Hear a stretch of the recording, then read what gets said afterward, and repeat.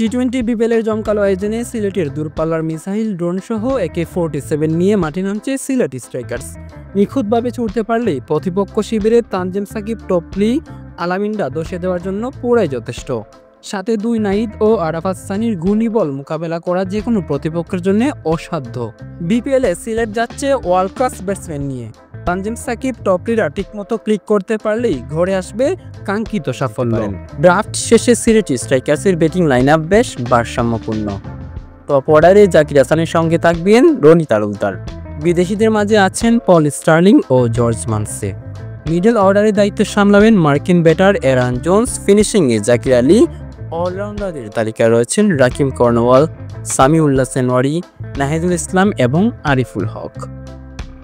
বোলিংয়ের নেতৃত্ব দেবেন তানজিম হাসান সাকিব, সঙ্গ দিবেন ডুয়েল, আলামিন ও English pacer Reece Topley. Spin বিভাগে আছেন নিহাদুজ্জামান, আরাফাত সানি এবং লেগ স্পিনার মেহেদী হাসান সোহাগ। নতুন বলে নাহিদুল ইসলাম দলের জন্য গুরুত্বপূর্ণ হতে পারেন। দলটির শক্তিমত্তা হিসেবেই বিদেশি টপ অর্ডার, ছোট দলের বড় তারকা স্টার্লিং ও মানসে যে কোনো বোলিং লাইন আপকে ধ্বংস করার ক্ষমতা রাখে। রনি তালুকদারের শুরুতে রান তুলতে পারদর্শী। নতুন বলে সাকিব, টপলি, আলামিন, অফ স্পিনার নাহিদুল আছে, তরুণ লেগি সোহাগ আছে, বাহাতি স্পিনার নিহাদুজ্জামান ও সানিও কার্যকর। বিপিএলে সিলেট যাচ্ছে ওয়ার্ল্ড ক্লাস ব্যাটসম্যান নিয়ে। তানজিম সাকিব, টপলিরা ঠিকমতো ক্লিক করতে পারলেই ঘরে আসবে কাঙ্ক্ষিত সাফল্য।